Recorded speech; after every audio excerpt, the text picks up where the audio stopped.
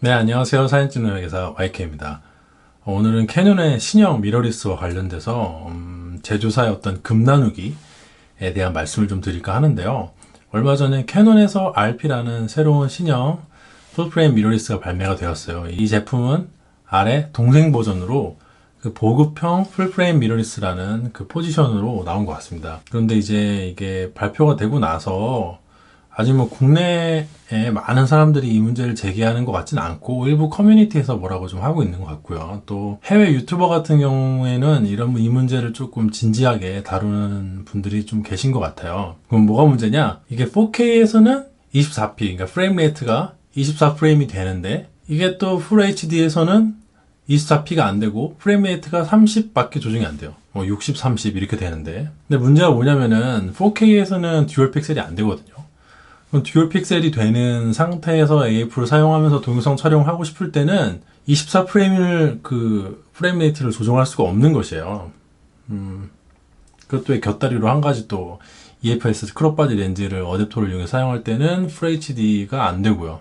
그것도 캐논이 이런 짓을 좀 많이 하는데요. 예를 들어 뭐 우리 카메라는 4K가 됩니다. 또 뭐 우리 카메라는 듀얼 픽셀이 돼요. 그런데 4K 할 때는 듀오 픽셀이 안 돼. 뭐 이런 것도 있고요. 그 외에 뭐 또 우리 카메라는 아주 빠르게 초점을 추적하며 잡을 수 있어요. 또 우리 카메라는 초당 6연사입니다. 하지만 동체 추적을 할 때는 3연사밖에 안 돼요. 뭐 이런 것도 있고. 대충 뭐 이런 느낌이에요. 그러니까 어떤 기능이 되는데 A 기능이 있고 B 기능이 있는데 각각은 되는데 둘이 동시에 안 되고 뭐 그런 게 마음에 안 들면은 그 위에 상위 기종을 사라. 뭐 이런 식은 약간 느낌인데 그럼 그것만 있는가? 뭐 그 외에도 다양하죠. 측거정 연동 스팟 측광 같은 거는 니콘 같은 경우에는 50만원짜리 보급계도 넣어주는 기능인데 캐논 같은 경우에는 500만원이 훌쩍 넘기는 플래그십 바디에만 그 기능을 넣어주고요. 또 보급기에서 언젠가부터 은근슬쩍 최저 셔터 스피드 속도 제한하는 기능을 삭제해버렸어요. 즉 조리개 우선 모드일 때 그 너무 셔터 스피드가 느리게 되면 사진이 흔들리니까 또 이 정도 최소한 떨어지지 말아라고 그 지정해주는 기능이 특히나 초보분들한테 꼭 필요하거든요. 그래야 사진이 흔들리지 않게 촬영할 수 있으니까. 근데 초보들이 주로 사용하는 보급기에 그 기능을 넣었다가 쓱 하고 뺐어요. 왜? 아쉬우면은 비싼 거 사라 이거죠.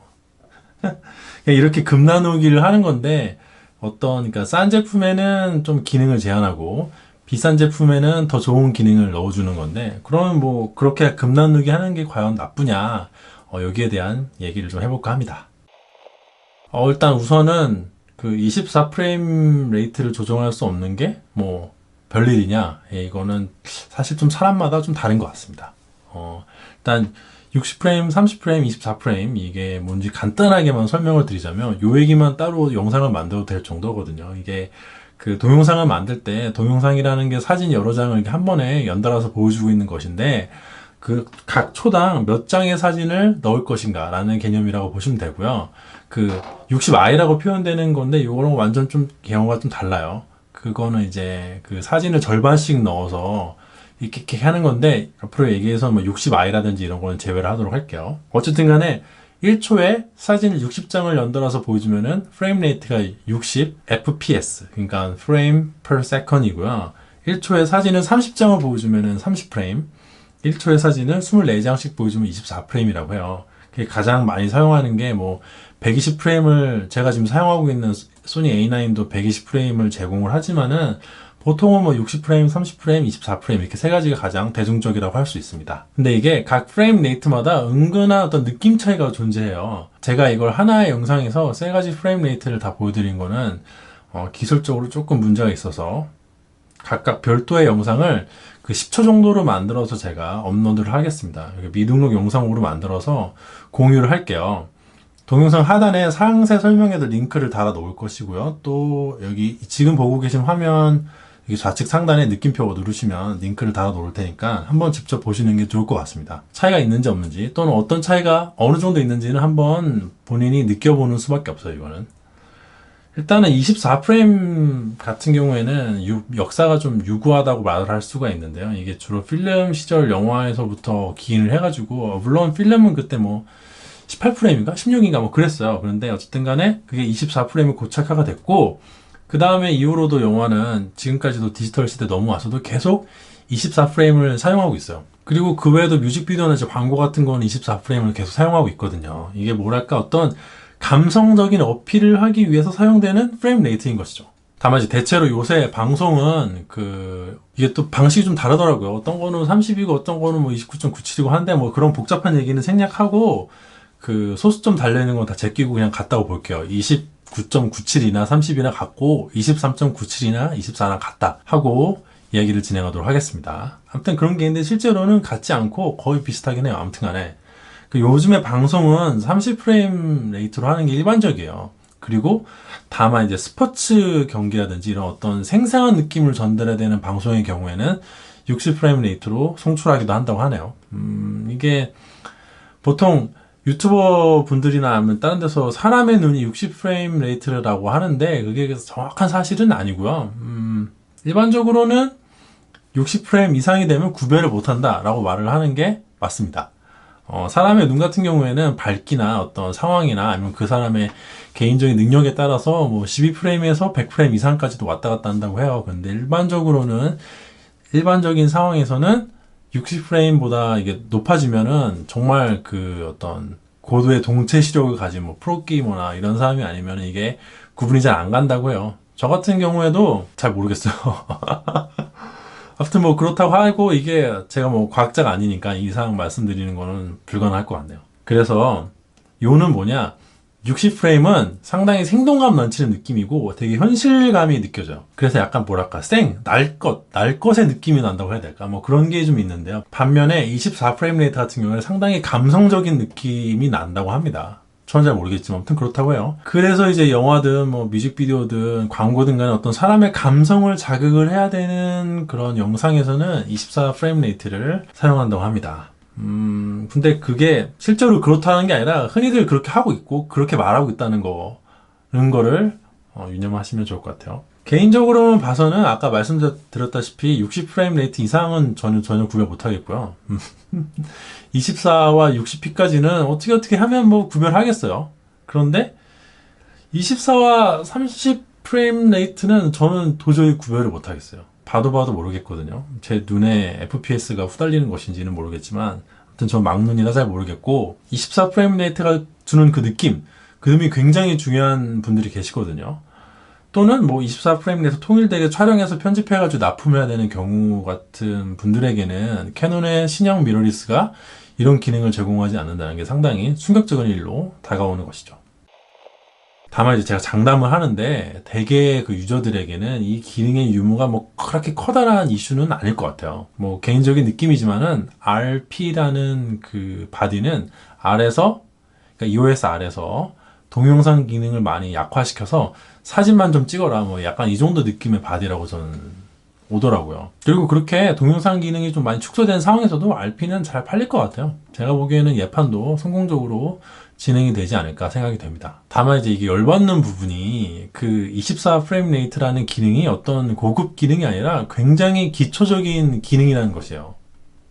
거의 모든 카메라들이 제공하고 있는 기능입니다. 뭐 예를 들어 최신 자동차를 샀는데 자동차 창문을 자동으로 올리고 내릴 수 없는 정도의 느낌이랄까요?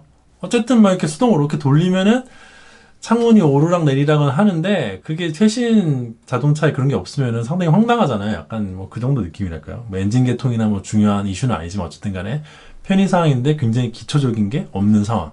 이 정도인 것 같습니다. 네, 애당초 제가 이 영상을 올리고 있는 이유 자체도요. 저처럼 이거 가지고 좀 불평하는 사람들이 많아져서 캐논이 나중에 이거를 펌업으로 해결해 주길 좀 바라는 마음에 이렇게 올리고 있는데 이거 너무 기초적인 기능이니까요. 예전에 오두막인가? 그때도 처음에 이게 없어가지고 사람들이 하도 뭐라고 하니까 나중에 펌업으로 넣어줬다고 제가 기억을 하는데 이런 기능을 가장 많이 사용하고 있는 사람들이 누구냐? 아무래도 저희 유튜버들일 것 같아요. 유튜버들이 그 돈이 많은 분들도 계시지만 상당히 다들 예산에 좀 허덕허덕 하면서 영상을 제작을 하고 있는 분들이 많거든요. 절대 다수예요. 그런 분들이 저렴한 가격에 미러리스, 특히 캐논 좋은데 캐논 거 사가지고 이용하고 싶은데 24프레임 레이트가 없으면은 우리 같은 사람들이 가장 치명적이니까 우리 같은 사람들이 좀 나서서 얘기를 해야 되지 않을까? 최신 풀프레임 미러리스가 있는데 24프레임 레이트가 없다는 게 도대체 이게 말이 되는 상황인가요? 그렇습니다.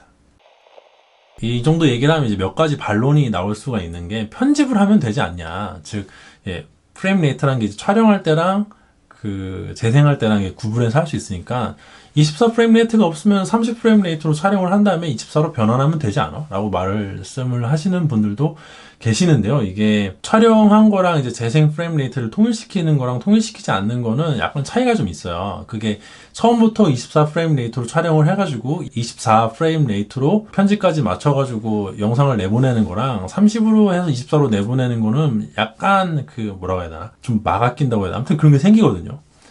그래서 미묘하게 달라요. 그 처음부터 24로 한 거랑은. 또 문제가 그렇게 동영상 편집을 하는 거는 사실 전체 카메라 유저 중에서 굉장히 드문 케이스라는 것이죠.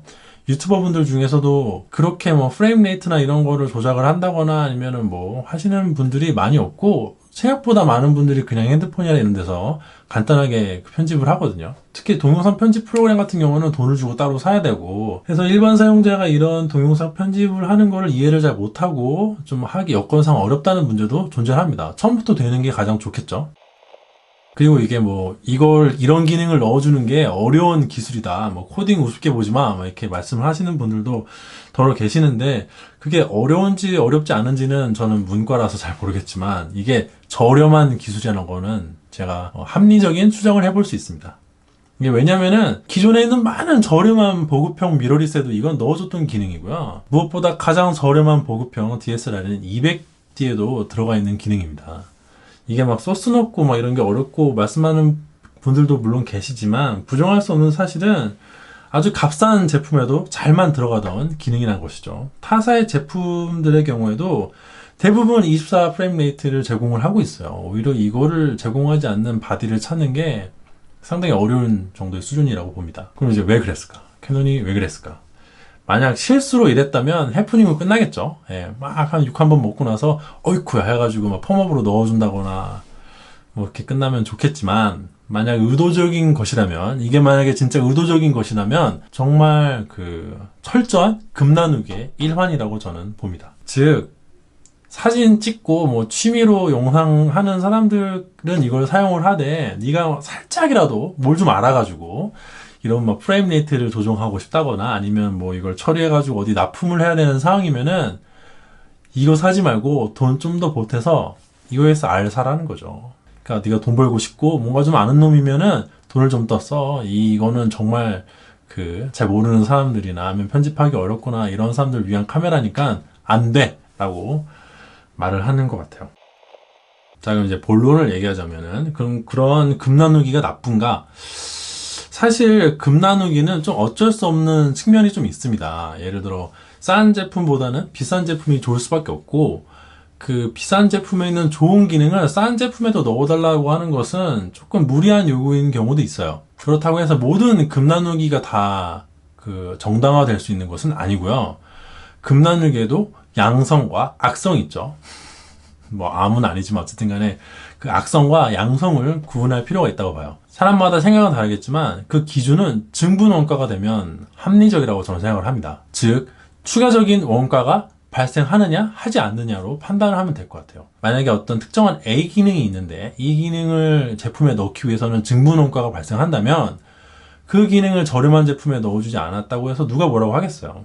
예를 들어 지금 캐논 RP에서 4K에서 듀얼 픽셀이 안 된다고 뭐라고 하는 사람 별로 없고요. 그리고 R은 5D Mark IV 센서가 들어가는데 뭐 RP는 그 6두 막 센서가 들어간다고 해서 뭐라고 이렇게 막 비판하는 사람도 별로 없어요. 왜냐면은 그런 기능은 싼 바디에 넣어주면 원가가 상승하는데 다소 무리한 요구라는 걸 그 유저들도 다 알고 있거든요. 그게 땡깡 부리는 게 아니라 증분 원가가 발생되는 거에 대해서까지 유저들이 그렇게 크게 분노하지 않습니다. 물론 분노하시는 분들도 계시지만 그 숫자가 많지 않아요. 그런데 만약에 어떤 B라는 기능이 있는데 그 기능을 추가적으로 지원하기 위해서 증분 원가가 발생하지 않거나 거의 발생하지 않는다면, 그런 상황에서 저렴한 바디의 비기능을 빼버리면 그건 이제 악성 금나누기가 되는 것이죠. 다시 말하지만 원가가 아니라 증분 원가 개념이에요. 원가는 싼 거 만들든 뭐 비싼 거 만들든 항상 발생하죠. 플래그십 바디에만 측거점 연동 스팟 측광을 넣어준다거나 아니면 뭐 보급계에서 최저 셔터 스피드 제한 기능을 뭐 삭제를 한다던가, 이런 것은 악성 금나누기의 일환이라고 저는 생각을 합니다. 이번 RP도 비슷한 예라고 보시면 될 것 같아요. 그래서 이제 정리를 좀 하자면은 RP와 관련돼서 이슈는 크게 두 가지로 나눠볼 수 있을 것 같아요. 첫 번째, 24프레임 기능을 제거한 것이 악성 급나누기인가? 뭐 판단은 이 영상을 보시는 분들의 것이겠지만 저는 이 기능이 어떤 추가적인 증분원가가 크게 발생하지 않는 기능이라는 게 거의 분명하기 때문에 만약에 이게 의도적인 것이라면 상당히 치졸한 짓이라고 저는 생각을 해요. 두 번째로 24프레임 레이트라는 기능을 제거한 것이 중요한 일인가? 그게 별일인가? 사실 이게 악성 급나누기라고 할지라도 그게 중요한지 중요하지 않은지는 좀 별개의 문제예요. 그리고 그게 중요한지 중요하지 않은지는 뭐 영상을 보시는 분들 각자 판단에 따라 다르겠지만은 저는 이게 그렇게까지 뭐 중요한 이슈는 아니라고 보긴 합니다. 뭔 소리야? 아까까지는 뭐 악성이라더니. 그러니까 악성인 거랑 아닌 거랑 중요한 거랑 중요하지 않은 거랑은 좀 별개의 문제인 것 같아요. 다만 이제 저 개인적으로는 중요하지 않다고 보지만 이게 중요하신 분들도 당연히 계실 거예요. 근데 제가 이걸 왜 중요하지 않는다고 하냐면은 저처럼 중요하지 않다고 생각하는 사람이 훨씬 많을 거기 때문이에요. 24프레임 레이트가 안 되고 30프레임 레이트가 되는데 그 상황에서 야 24프레임 레이트가 안 돼 진짜 열받는다라고 그거를 실제로 사용하면서 감정적으로 느낄 수 있는 사람이 그렇게 많지는 않을 것 같습니다. 전체 유저에서 비율로 따져보면. 어쨌든 다시 말하자면 이게 중요하든 중요하지 않든 악성 급나누기가 될 수 있다는 얘기고, 즉 악성이냐 아니냐 중요하냐 아니냐에 따라서 네 가지 경우의 수가 나올 수 있다고 저는 생각을 해요. 뭐 누구는 악성인데 중요하다는 생각을 할 테고, 누구는 저처럼 악성이지만은 중요하지는 않다고 생각을 할 테고, 또 누구는 악성도 아니고 중요하지도 않다고 생각을 할 수도 있겠죠. 사람마다 다 다르니까 결국에는 이러한 캐논의 그 영업 활동에 대한 평가는 이 동영상을 보시는 여러분들의 각자 스스로의 판단이라고 생각을 합니다. 여러분들 보시기에는 그 네 가지 경우의 수에서 이번 이슈가 어떤 것인지 한번 생각해 보시면 좋을 것 같아요. 저는 저의 생각에 공감을 하는 사람들이 많아져가지고 이런 거에 대한 불평, 불만이 많아져서 캐논에서 펌업으로 아까도 말했지만 꼭 해결해 주기를 희망을 해봅니다. 혹시 알겠어요? 제가 지금 소니 A9을 사용하고 있지만은 그 브이로그를 위해서 캐논의 미러리스를 구매할 수도 있잖아요. 지금 현재 수입을 액정을 제공해주는 풀프레임 미러리스는 캐논밖에 없으니까 제가 이제 점차 영상에 좀 더 관심을 많이 가지고 있는데 앞으로 여행을 가면은 사진보다는 영상을 많이 찍을 생각이거든요. 지난번에 브이로그를 따니까 재밌더라고요. 그래서 제가 캐논 걸 살 수도 있으니까 잠재적인 구매자이거든요. 그래서 이 문제가 꼭 해결되기를 바라봅니다. 자, 그래서 오늘 영상은 여기서 마치고요.